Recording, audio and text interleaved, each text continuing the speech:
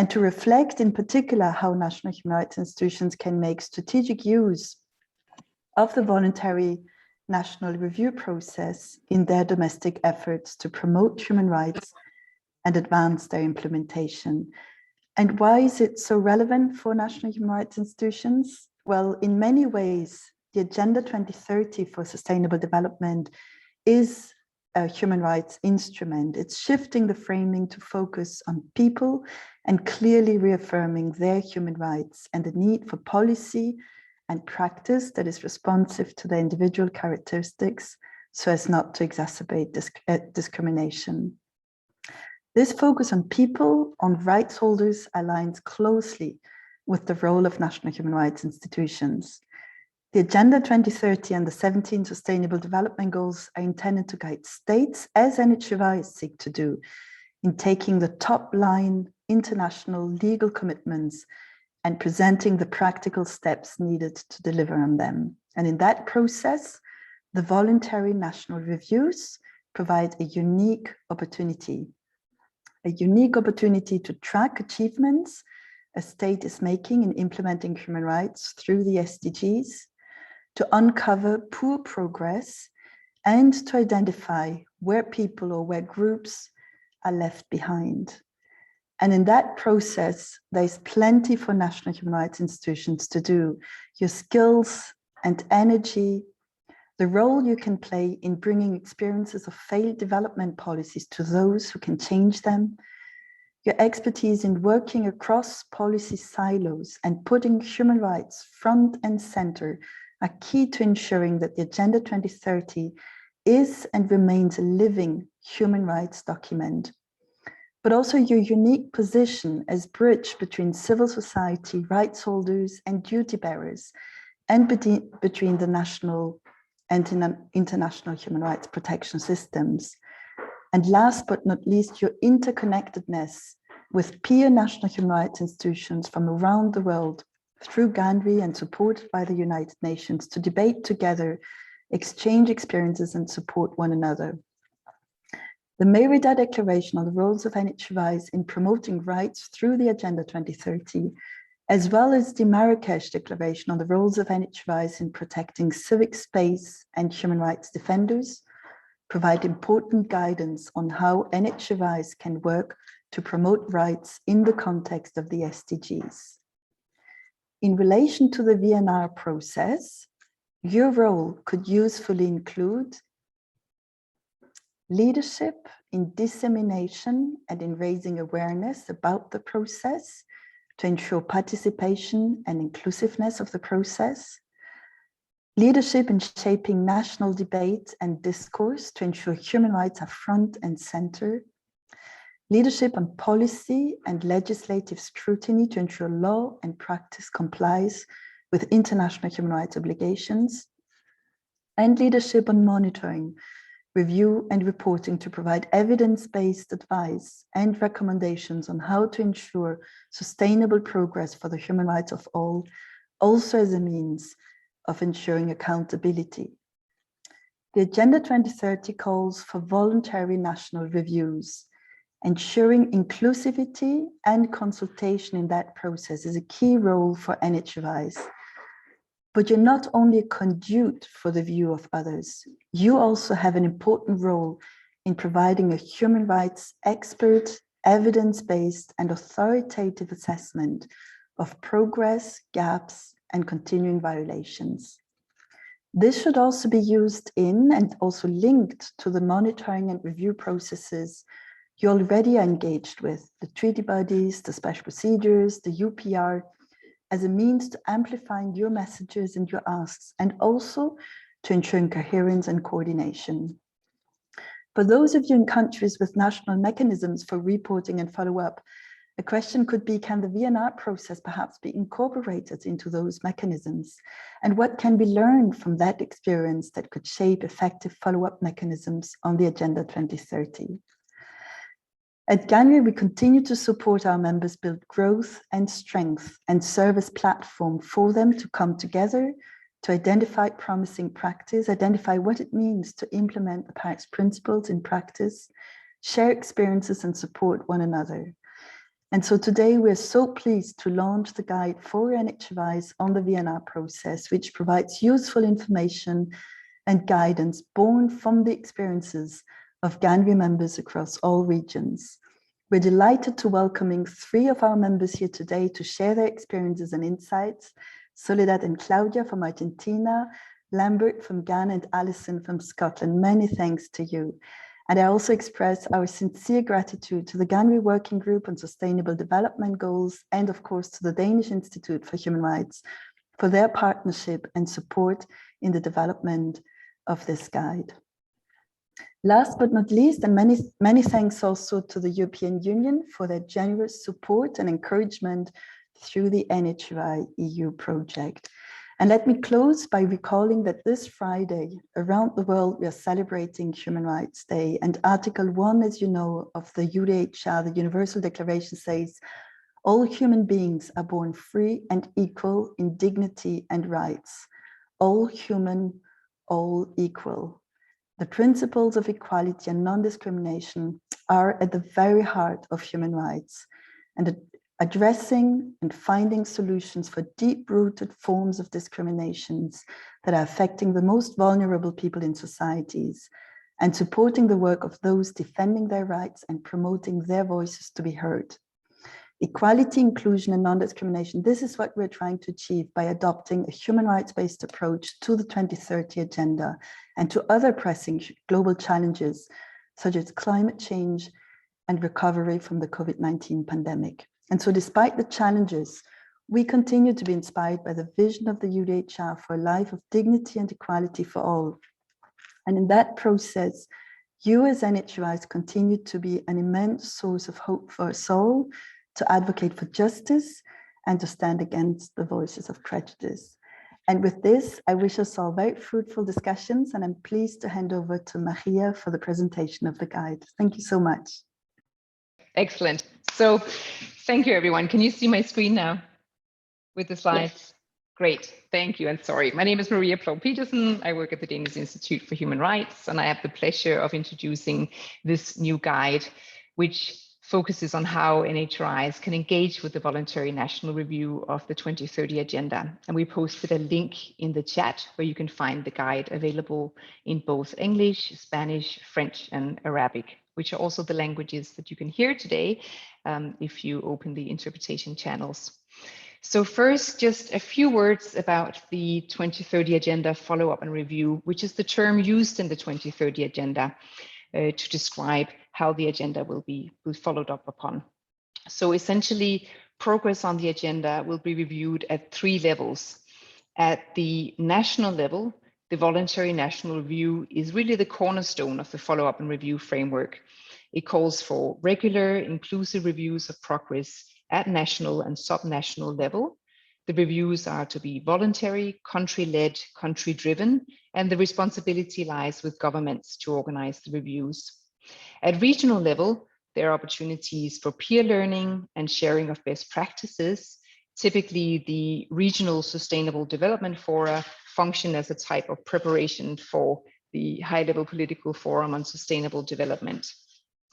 At the global level, the high-level political forum on sustainable development takes place annually in July in New York under the auspices of the ECOSOC Council, and involves the facilitation of sharing of experiences where countries are presenting their VNRs. And also there is a review of selected goals, a couple of goals every year, meaning that all goals, all sustainable development goals are reviewed in a 4-year cycle. The outcome of the high-level political forum is a declaration which is negotiated beforehand. But importantly, the VNRs are really the foundation for the reviews at both regional and global levels. And even though they're voluntary, between 2016 and 21, 176 countries have submitted more than 200 voluntary national reviews. So most countries have conducted at least 1 review. And really the value from an NHRI perspective lies in the national process leading up to the report submission. Now, why engage? As Katarina also alluded to, there are many ways and many reasons why NHRIs should engage in this process. Importantly, there is an accountability gap currently when it comes to SDG review. We are seeing that state actors typically wish to shine a positive light on developments, and so they submit very positive reports. And unlike the Universal Periodic Review on Human Rights, for example, there is no peer review element. There's also no concrete recommendations emanating from the process. And so NHRIs can help close the gap and really improve the quality of the process and the product in terms of the report by enriching it with human rights principles of participation, accountability, but also with concrete human rights information and recommendations. Also, the broad and multidimensional nature of the 2030 Agenda means that the review touches upon a broad spectrum of rights. And given their mandates to monitor this implementation of human rights, NHRIs already cover many human rights issues through their regular monitoring and reporting. So in many ways, the VNR process is an opportunity for NHRIs to leverage and amplify their existing work linked to the SDGs and to the principle of leaving no one behind. And importantly, the principle that VNRs are people-centered, gender-sensitive, respect human rights, and have a particular focus on the poorest and most vulnerable also aligns well with the focus of many NHRIs on specific rights holder groups that are subject to discrimination and marginalization. Also, the fact that many countries lack disaggregated data, especially on groups left behind, information that NHRIs hold on groups left behind can really be valuable and important input to a VNR process. Also, VNRs is explicitly mentioned in the 2030 Agenda that they are supposed to build on human rights reporting, that they're supposed to build on existing platforms and processes. And it's further specified in the UN DESA VNR handbook that this involves the report submitted to international bodies, including human rights mechanisms such as the Universal Periodic Review, CEDAW, and other international treaties and conventions. Also, it's stated in the 2030 Agenda that VNRs are open, inclusive, participatory, transparent for all people, and will support reporting by all relevant stakeholders. And it's further specified in the UN DESA handbook and the UN Secretary General voluntary guidelines that VNR countries should report on whether NHRIs contributed and how they contributed and were involved in the implementation and review of the 2030 Agenda. Also, there are several UN General Assembly and Human Rights Council resolutions on NHRIs that explicitly recognize the role that they play in 2030 Agenda follow-up and review. So there are many arguments and that we can bring as to why NHRIs should be involved in this process.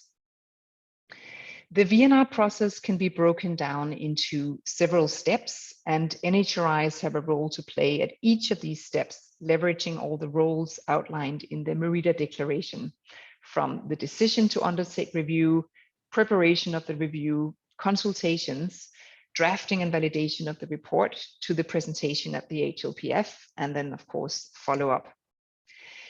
And for those of you who are in countries that have signed up for the 2022 process, it's important to look a little bit on the deadlines, because these countries are supposed to submit their main messages already in early May, 3rd of May next year, and the actual VNR report on June 10th. So if you count and work backwards, you can see to allow time for actual meaningful stakeholder engagement and opportunities to influence the process and the report itself, the engagement needs to happen now, or at least early in the year next year. We see that the most inclusive processes were typically started up to a year in advance, but I think the norm is more 3 to 4 months that governments typically sign up in the fall, and then they start really getting the process together and inviting for consultations early in the year, in the months leading up to the submission of main messages. When it comes to the decision to undertake a review, not all countries share their reporting schedules months or years in advance. So often NHRIs and other stakeholders find out about the reviews very last minute. And this random notification or last minute notification makes it hard to contribute meaningfully. So we encourage NHRIs to request a reporting schedule and perhaps propose alignment with human rights reporting. Since Universal Periodic Review reporting is every 4 years, the VNR review, since there are so many synergies and since both are comprehensive reviews, could fall at the same time if feasible. When it comes to the preparation of the review, NHRIs often have to claim a space at the table if they're not invited. They can advise on inclusive stakeholder engagement. They can advise on human rights-based approaches to data collection, on how to undertake human rights and SDG impact assessments of laws, policies, etc., ensure synergies with human rights reporting, but also play a bridging role to civil society, rights holders, human rights defenders to influence the planning process. Can raise awareness about the review, about human rights, and about the linkages between the 2030 agenda and human rights. When it comes to the consultations, we see that even the most closed countries have different levels of consultations, which can be more or less sort of genuine and meaningful. But NHRIs will often have to lobby to get invited if they're not already at the table. NHRIs can participate in consultations, both the official ones when invited, but also unofficial ones organized by civil society, for example. Again, play a bridging role to opening the door to civil society representatives and others to bring their perspectives, create awareness of human rights linkages, share opinions, advisories, and analysis already undertaken, but linked to SDGs and SDG targets, highlight human rights issues, suggest how recommendations from human rights mechanisms can be addressed in the VNR report. NHRIs can choose to contribute directly to the VNR report if invited into the drafting process as part of a technical working group or a respondent in a hearing or validation process. But what we see is for the input to eventually feature in the report, it requires quite a lot of openness from state actors to actually reflect what would often be critical information. So there are quite a few examples of NHRIs having submitted information which then doesn't make it into the final report, which is probably also why we are seeing increasingly that NHRIs submit stakeholder reports or publish stakeholder reports either alone or together with civil society.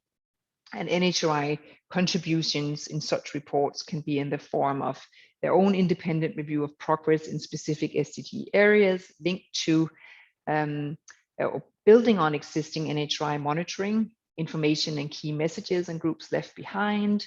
It doesn't all have to be information collected by the NHRIs. It's also perfectly legitimate to point to analysis by other legitimate data providers and condense that.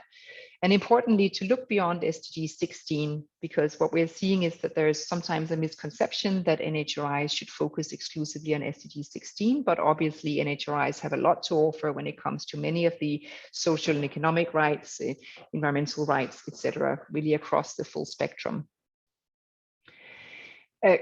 Two examples, and we'll hear more actual examples shortly when we hear from a couple of different countries. But for example, in Kenya, the Kenya National Commission on Human Rights was active in the technical committee in charge of preparing the VNR in 2020.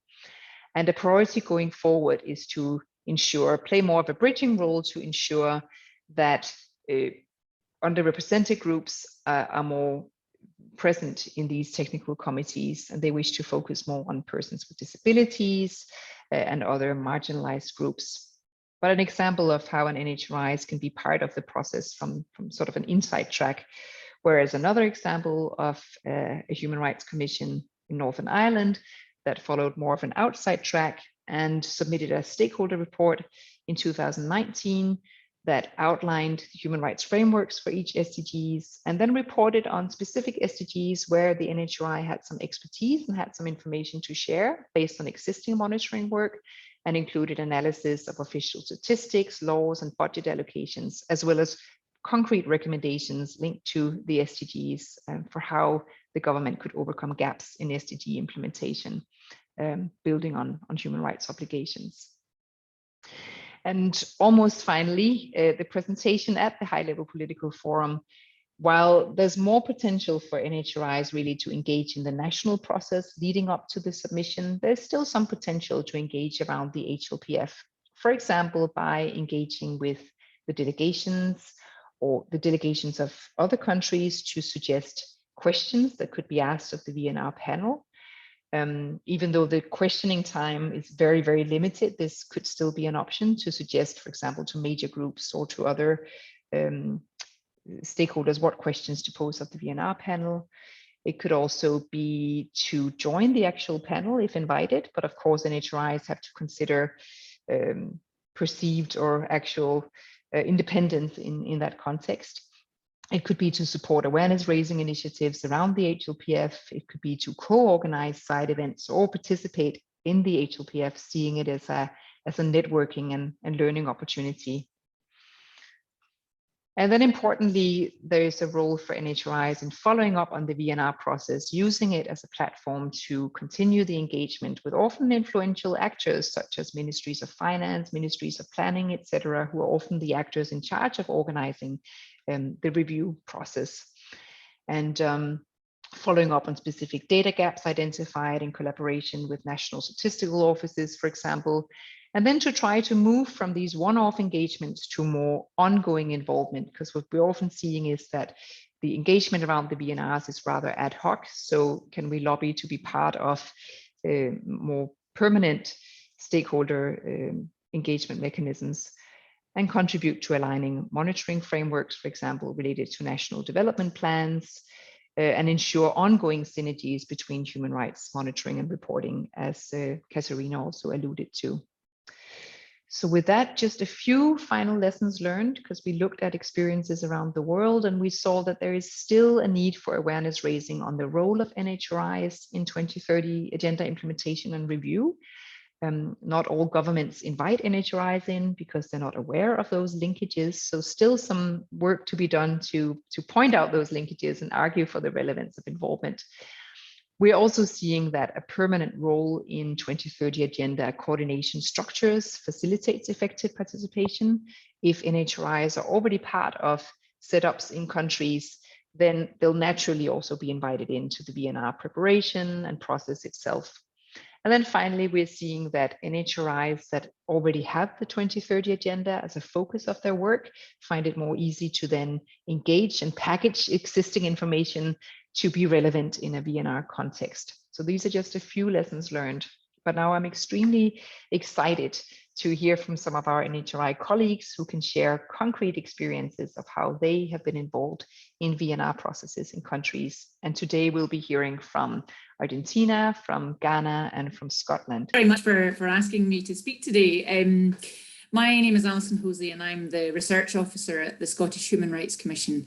And I thought to start, I'd provide a little background about how I came to be involved with the SDG agenda, because that is what's formed our route into engagement with the VNR. I first started exploring the role that our Commission could play in the SDG agenda when I was working on Scotland's National Action Plan for Human Rights. And the action plan drew on international human rights standards and the principles of a human rights-based approach. But as I was part of the implementation of the action plan, I put together a monitoring group to work out how best to monitor progress of the actions. And it was just at this point that the draft SDG agenda had come out, it had just been published. And it was immediately apparent that human rights reflected throughout the SDGs and that they could mutually reinforce each other as frameworks.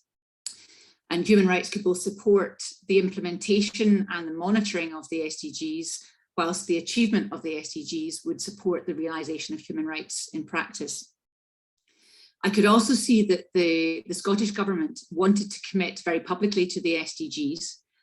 They weren't perhaps so strong about their commitments to their human rights obligations at the time, and it therefore made sense to me to make the links as explicit as possible between the SDGs and our National Action Plan, in order that they would support the importance of each other, and that the government could see that by supporting the National Action Plan, they would be supporting in part the implementation of the SDGs. So we landed on 7 long-term outcomes for the National Action Plan, which were set to be achieved by 2030. And this time-bound goal was not an accident, but it was a deliberate choice to bring a focus of the SDG agenda into the action plan. And in 2015, our First Minister stated her public commitment to the SDGs.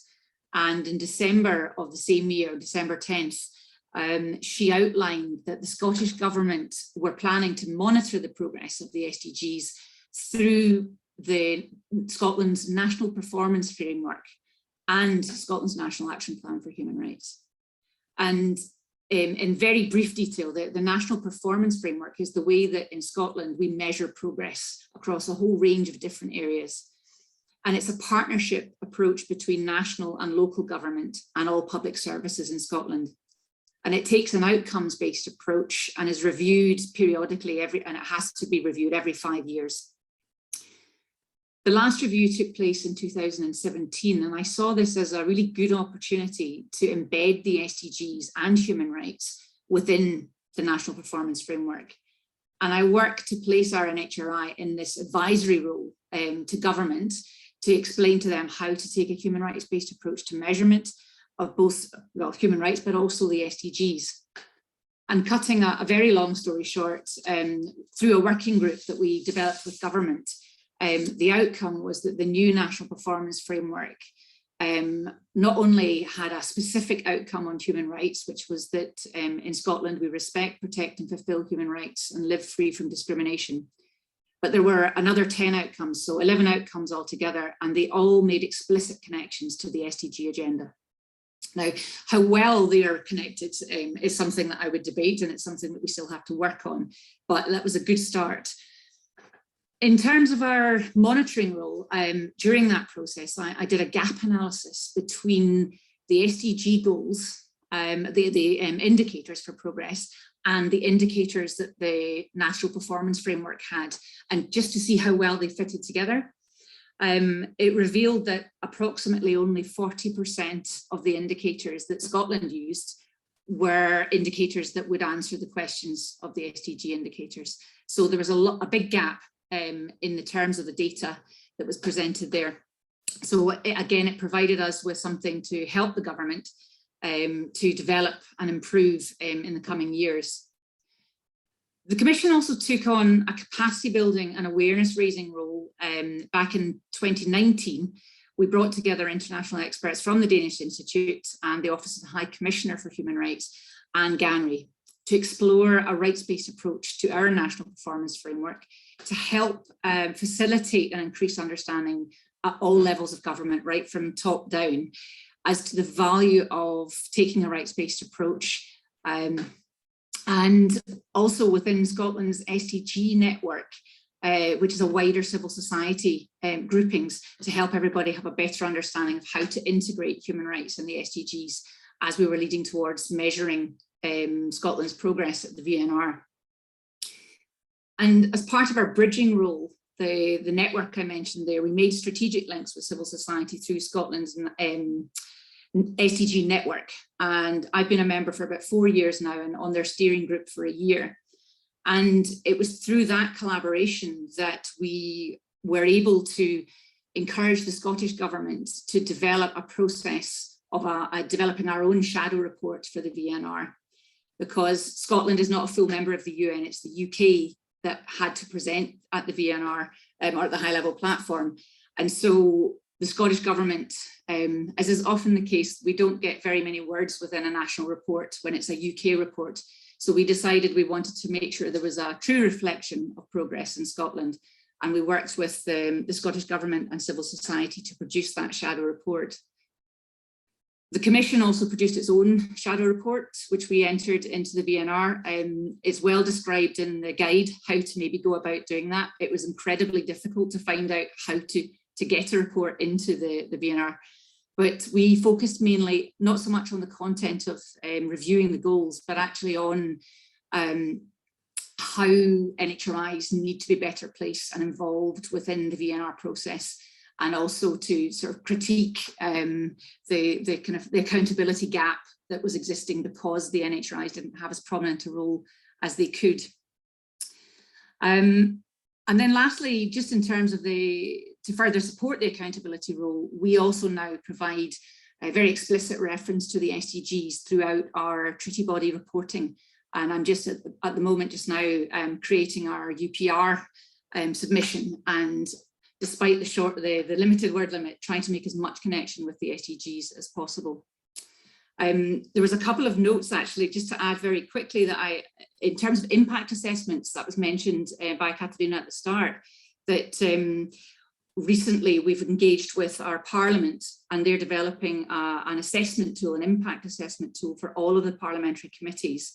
And they came to us to make sure that the human rights and SDGs were both part of that assessment tool. So that's something that the Parliament's going to be taking forward, which was really encouraging, because they created this idea themselves and have come to us for help. So that's just a range of the different ways in which we have been involved in the process over the last few years. I'll stop there. Great. Thank you so much, Alison. I think we should invite, just if there's any immediate questions to the Scotland example here, then I think we'll welcome that now before we proceed with Argentina and Ghana. I would be a little bit curious, Alison, as to if you could elaborate a little bit more on the role of the Commission in this standalone review. Like, so how specifically did you engage, and what did you contribute? And if you could just say a little bit more about that, I think that would be interesting. Sure, it was an interesting process because it was very much led by civil society organisations as part of the network, but the government, the Scottish Government, were also part of this network. And so a civil society organisation and a department within government took on the role of writing or creating content for each of the goals as individual chapters. We didn't have the capacity to take part in that, but what we did instead was to review the whole report once they had started to create the content. And although there was a lot of really good evidence, we were quite critical about the lack of human rights connection. There was really not a lot of understanding within the report about the fact that all of the SDGs were relevant to human rights. So we tried to support their understanding and change the content to reflect better the human rights within the different SDGs, as well as, and including SDG 16, but that was where that was the only area they had real kind of content on human rights. So we tried to broaden that out. And then when it came to the report itself, we had it published in a draft form, but then the government were lacking in their enthusiasm to publish the full report. I think they felt that it was maybe too negative, when actually it was a really good baseline. It was very honest in terms of where we weren't doing very well. And it was a really good baseline for progress. So we, as a collective, we put a lot of effort behind civil society to support them in holding the government to account to publish that report, which we managed to succeed in doing. So that's the main ways in which we were involved. Next time round, I would like, if we have the capacity, to be more involved in the content, because we've done a lot of work, particularly on economic, social and cultural rights since then. And we've got a lot more data of our own to contribute. Great. Thank you so much, Alison. And there'll still be opportunities for everyone to either put questions in the chat or to ask them directly after our three presentations here. We'll also have a little bit of time for open discussion. But I think with that, let's see if we can now get Soledad and Claudia from Argentina, if we can now get them to speak with translation, if that works. Let's see, the big test.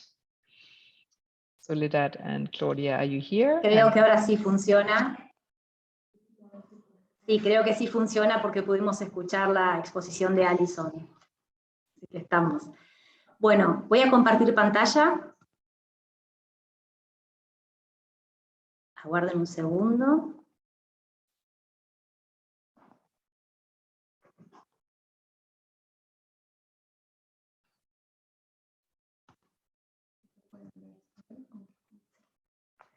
Bueno, buenos días a todos y a todas. La idea de nuestra presentación es comentarles cuál ha sido la intervención del Defensor del Pueblo de la Nación Argentina en el proceso de revisión voluntaria nacional en el marco de los ODS.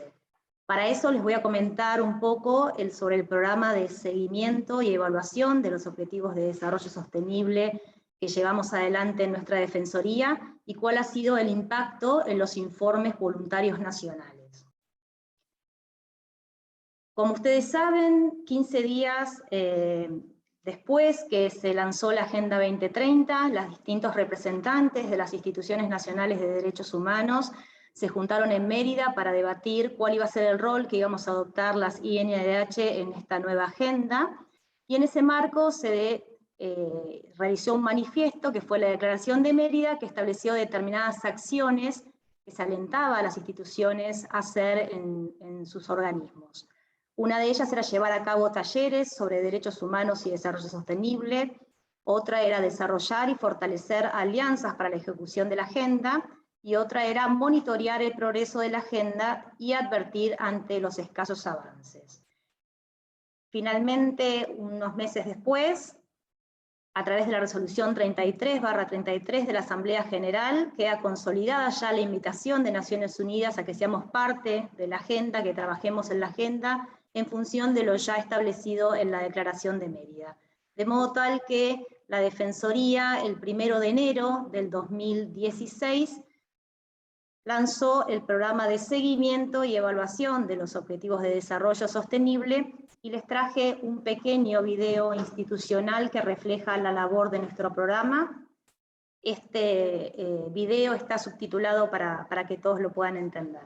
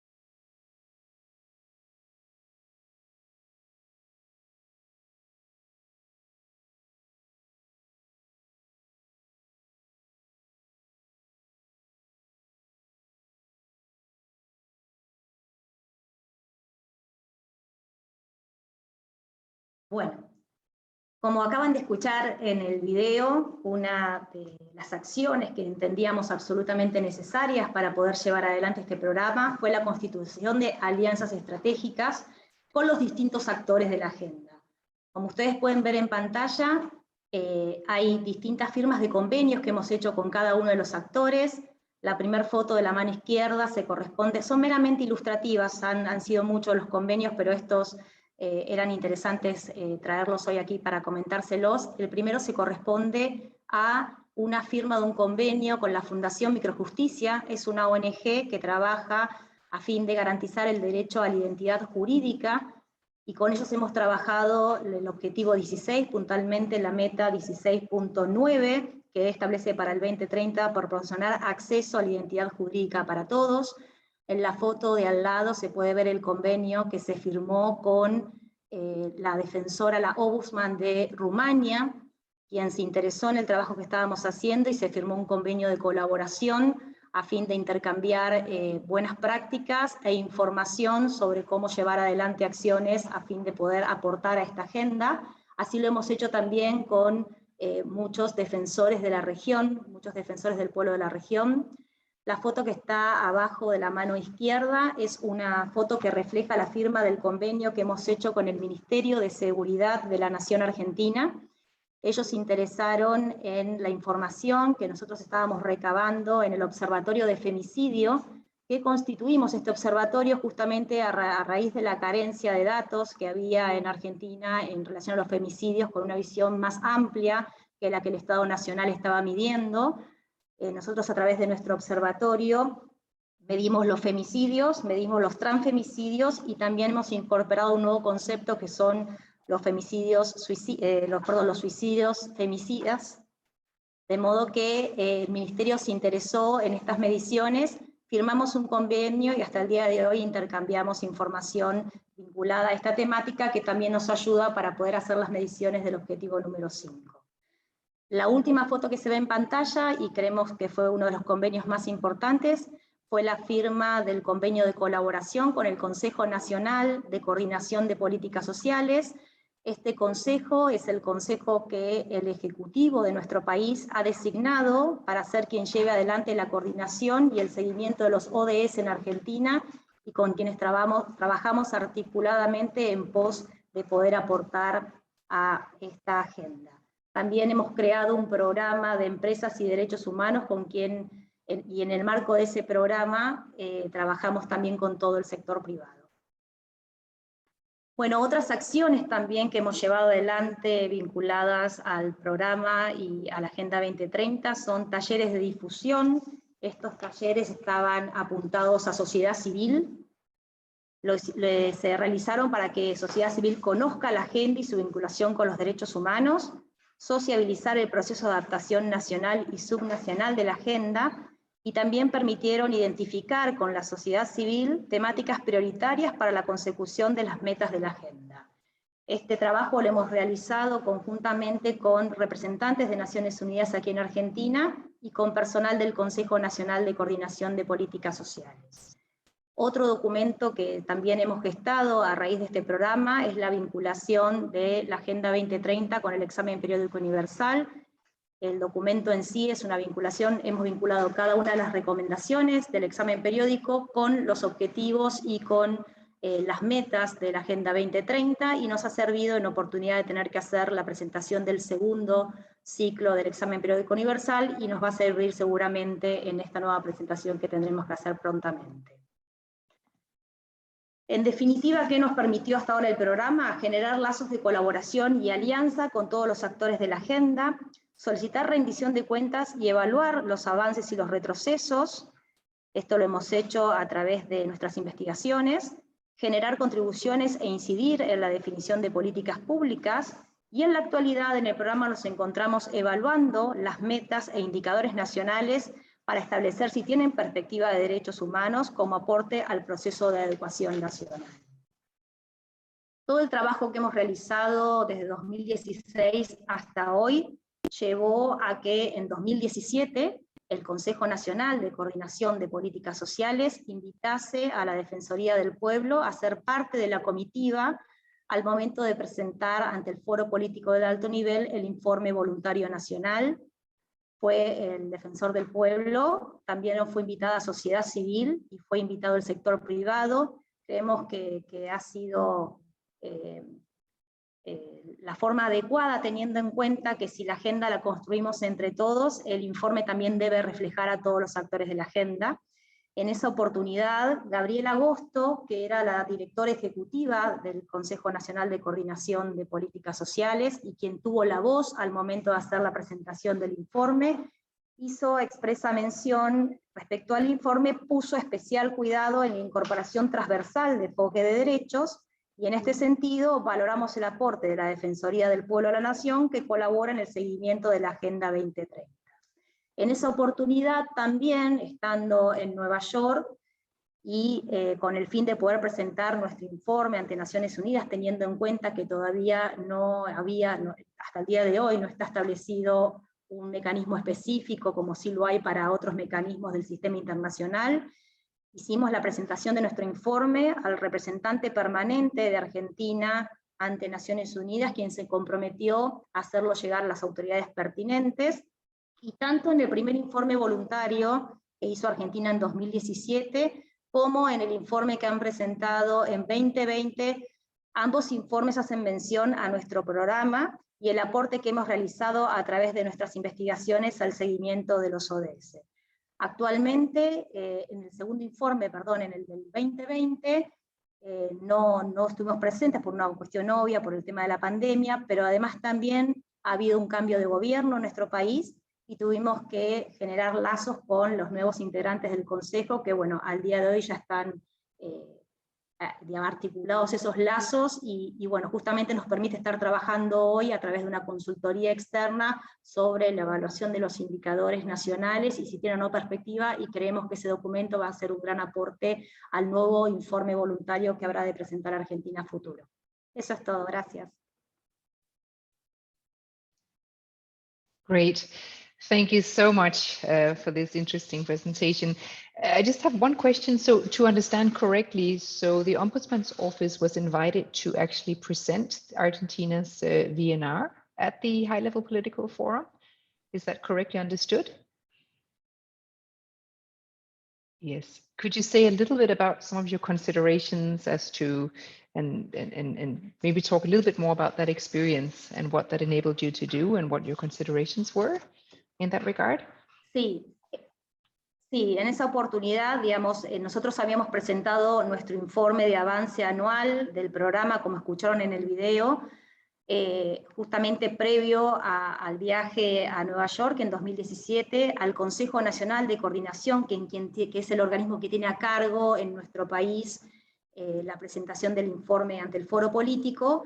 Y bueno, producto de todo el trabajo que habíamos venido realizando justamente en base a este programa y esa articulación y el convenio que habíamos firmado con el Consejo Nacional de Coordinación de Colaboración, fue justamente eso lo que impulsó al Estado Nacional a invitarnos, y bueno, de hecho la última foto que les mostré en el PowerPoint refleja digamos, a los distintos actores. Estaba gente de sociedad civil, está sentado también el doctor Bockel, que es la persona que se encuentra a cargo de la Defensoría del Pueblo de la Nación, pero quien hizo la presentación, por supuesto, fue el Estado Nacional a través de la doctora Gabriela Agosto, que era la encargada del Consejo Nacional. Pero fue una invitación expresa por parte del Consejo.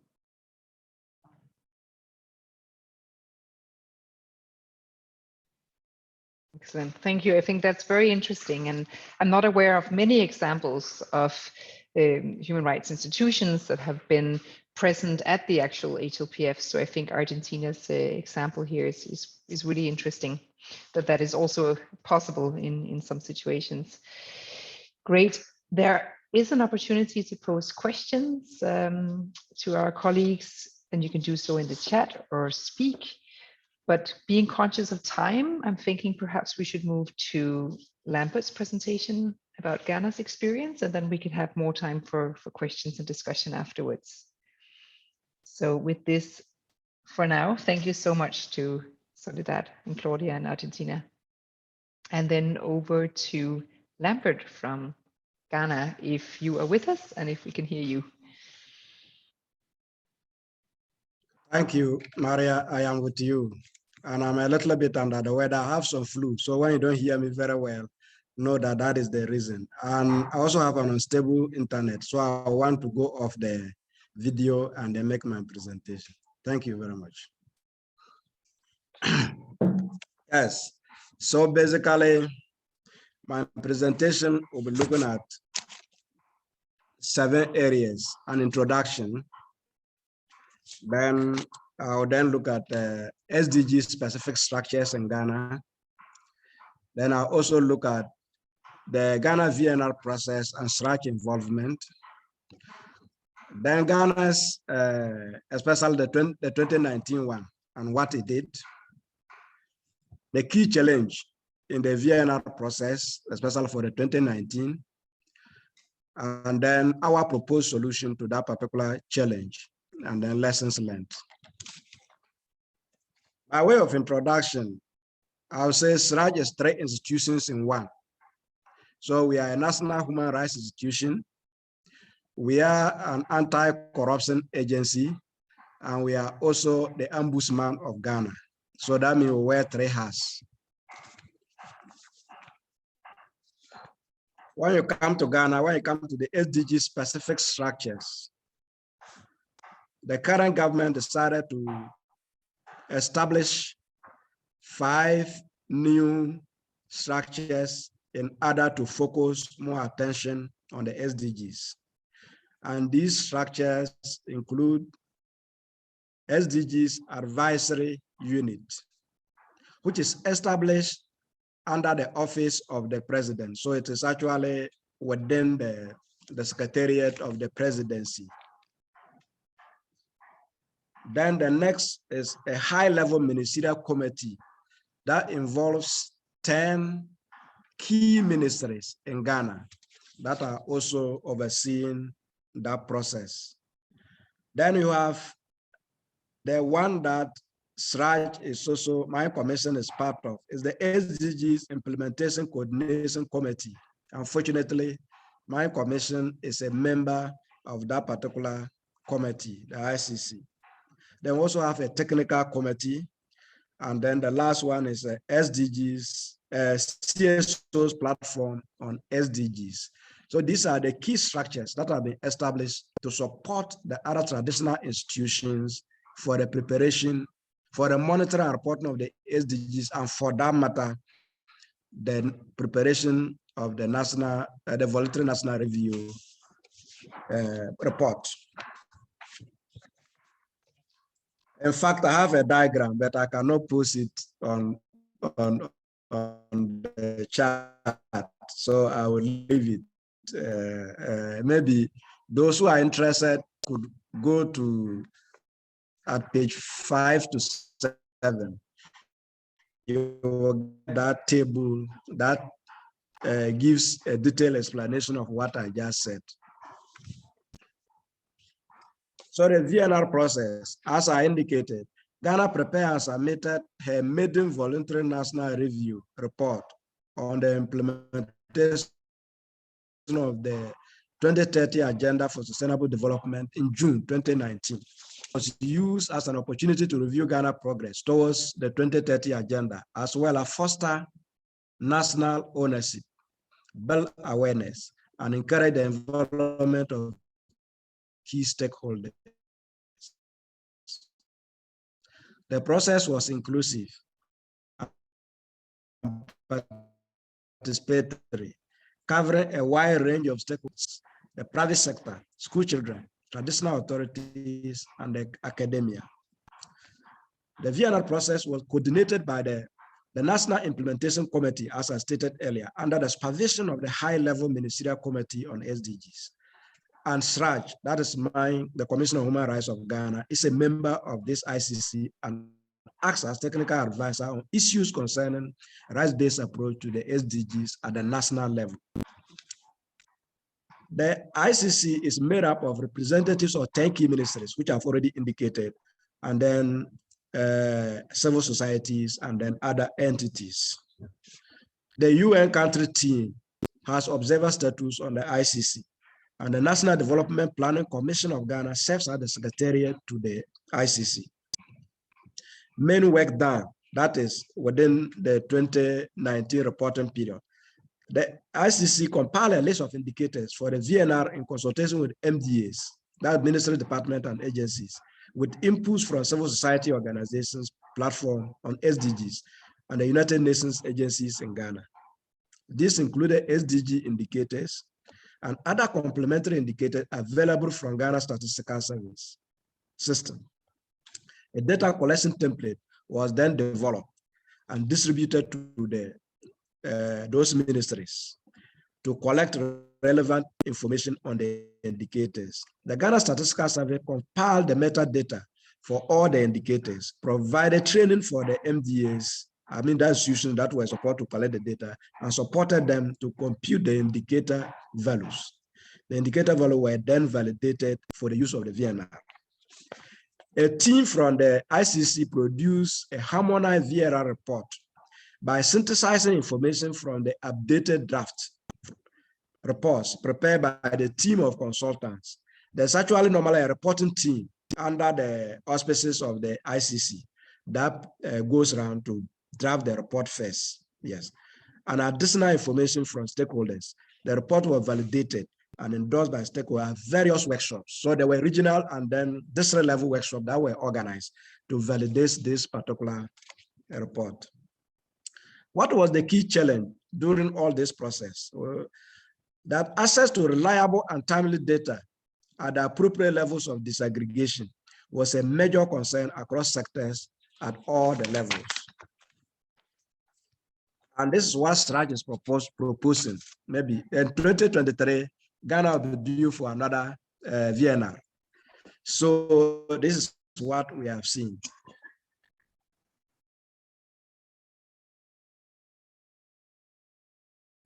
What does he say? Sorry, we just heard something in Spanish on top of Lambert's voice. I'm not sure where we're coming from. I'll go on. When I get that, I'll respond. Yes.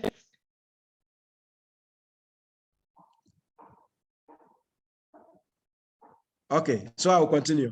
Yes, please, Lambert. Yeah, the proposed remedy to the challenge.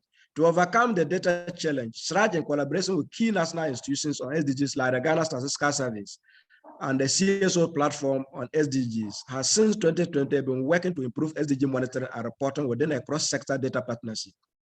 The main objective of this initiative is to create a multi-stakeholder data ecosystem in Ghana to influence the need to use alternative data sources like data produced by CSOs and HRIs that are complementary to official statistics in SDG monitoring and reporting. And the need to use alternative data or informal data sources is even more critical within the Ghanaian context because there's no comprehensive official statistics on all the SDG indicators. And I cited an example that there is this indicator 16B1, which says proportion of population reporting having personally felt discriminated against or harassed in the previous 12 months on the basis of a ground of discrimination provided under the human rights law. On the Ghana Statistical Platform, there's a platform that is reporting, have information on the SDG indicators. And the answer to that particular indicator is that we have not explored suitable data sources for this indicator. Even though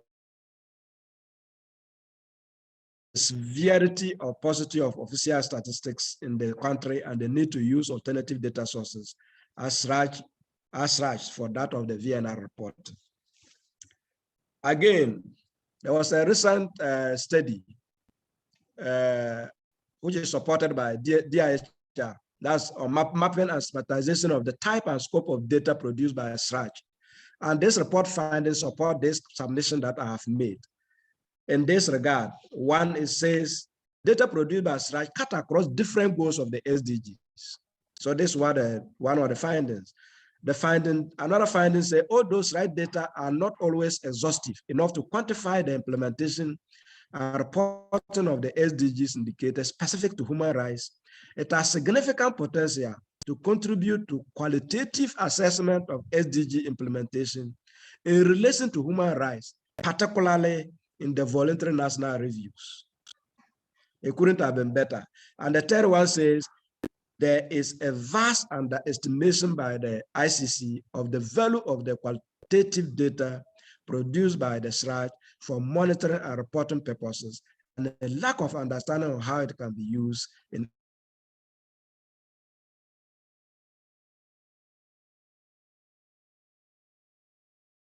we'll look at based on all these, what are the lessons that other NHRIs can pick from? One, I say the SDGs Advisory Unit, which is chaired by the President of Ghana, is evidence of high political will and source of buy-in to other actors within the national level.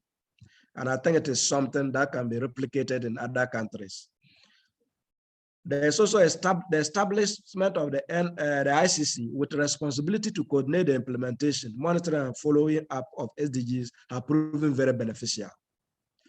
The third is that designating the NDPC, that is the National Development Planning Commission, a credible state institution as the ICC Secretariat has been crucial to the effective performance of the ICC. The multi-stakeholder system involving key state and non-state actors provides an avenue for cross-fertilization of ideas on SDGs at the national level. And I say the use of data by NHRIs, at least as an informal data source to help address the data challenge and improve the VNR reporting process is very crucial and needs to be pursued. And lastly, NHRIs should be considered key actors for the VNR processes because they have a better understanding of human rights-based approach to the SDGs, and for that matter, the VNR processes. Thank you very much. Thank you so much, Lambert, for sharing that rich experience. I think there's a lot to learn from the Ghana example. Just a few quick questions. I'm curious as to how did the Commission get a seat at the table, so to speak? How did you get involved with the Implementation and Coordination Committee in the first place? That's one question, but I'm also curious as to hear a little bit more about what was your footprint on that VNR report, on the latest report? Could you recognize some of the input that you provided in that final report? I would be curious to hear if that's okay with you. Yes, I'll take the last one first. Yes, our key imprint in the VNR report is when you take Ghana's report, there is a section that dealt with the rights-based approach to SDGs. My commission actually wrote that piece and it was taken wholesale. Yeah, the other key imprint had to be the fact that we're part of the, at least the validation processes. Yes, so also try to bring our views to bear on the document in terms of fine-tuning it in a manner that is consistent with the right-based approach. Yeah, but how we got, it's interesting. You know, my former director, who I just, director of human rights, who I just retired, tells me that he walked into a meeting and they were discussing about SDGs at the national level. And then he made a case that, how could they be having implementation committee, a national implementation committee without the involvement of SRAJ? So there and then, I think the chairperson of that particular meeting, I think that was the meeting, found reason with whatever submissions that he made, and then SRAJ was made a member. So it was like, they just bumped into the meeting, and then he decided to make a case for it. And then at a national level, they recognized the role of the commission and made it a member of the ICC. So this is how we became members of the committee. Great, thank you so much, Lambert. It's interesting. Any other? Have I addressed the question? Yes, absolutely, Okay. you have. And I think it's interesting because I think partnerships really seems to be key to these three examples, right? With your inclusion in sort of formal implementation and coordination structures in Scotland, partnerships with civil society, with the government through the SDG network, and in Argentina also formalized partnerships with relevant government counterparts, etc., which I think is another interesting learning coming out of this. I would like to see if we have questions from our participants. You're free to either turn your sort of camera and your microphone on and post questions, or you can also post questions in the chat. I'm aware we don't have much time left. So while you maybe think about questions, I think it would be interesting to hear from both Alison, Soledad, Claudia, and Lambert, what your advice is to our NHRI colleagues who are listening in, but also if there is time, a little bit about how are you planning to involve and get involved in the upcoming VNRs of your respective countries, if time allows. So while I don't see questions or hands raised, maybe I will first ask Alison those questions. I think in terms of getting involved, all of the areas of work that we had engaged with in our day job, with not thinking about the VNR, but thinking about the action plan, and also every time we're responding to a policy consultation or a legal consultation, and we try and embed our responses and connect them to the SDGs. So when we were commenting on the new child poverty action that was being committed to by the government, we drew their attention very much to the elements of the SDGs that were relevant, and noted our surprise that they hadn't referenced the SDGs. And same with new social security legislation, we made very strong connections with the SDGs. So we're trying to do more and more of that and make it just part of the everyday work that we do. And I suppose it's the same way about the UN treaty reviews, that we're starting to see more and more comments that reference relevant SDGs. So the more we put that into our submissions, the more we're likely to get that back as part of our recommendations. So that's the main thing I would maybe do an audit of your own work, look at what you're already doing and where you could maybe embed reference to the SDGs if you aren't already doing that. In terms of the next VNR, we will very much engage through the SDG network. The UK we're in a slightly different situation where we won't get a seat at the table in the same way that other NHRIs may, because we're not the UK NHRI. But through the civil society and trying to engage with the Scottish Government again in the same way, I think that was a good process. Thank you so much, Alison. And then over to Soledad and Claudia. Any advice for your peers or any reflections on future engagement? Nosotros creemos y estamos convencidos, porque nos ha funcionado, el hecho de generar alianzas con todos los sectores de la agenda. Fue la manera de poder posicionar a la Defensoría con cada uno de los actores y ver de qué manera teníamos que articular con cada uno de ellos. Especialmente la vinculación con el Estado Nacional también fue el trampolín que nos permitió luego tener una participación mucho más activa en el informe voluntario, pero a su vez en nuestros informes que presentamos ante el Consejo está la sumatoria de todo el trabajo que hemos realizado con sociedad civil. En definitiva, somos como un intermediario y seguimos cumpliendo el rol de intermediarios entre la sociedad y el Estado en el marco de esta agenda.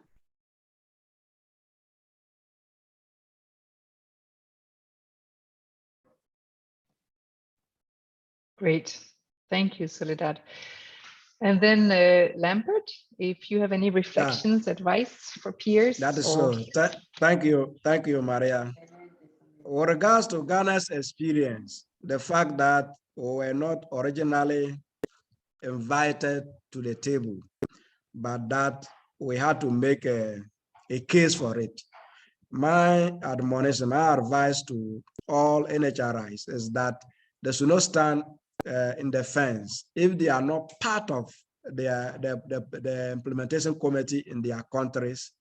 They should make a formal appeal to such an entity, the reasons why they should be part of the process, and I believe they are likely to be given a listening here. Thank you very much.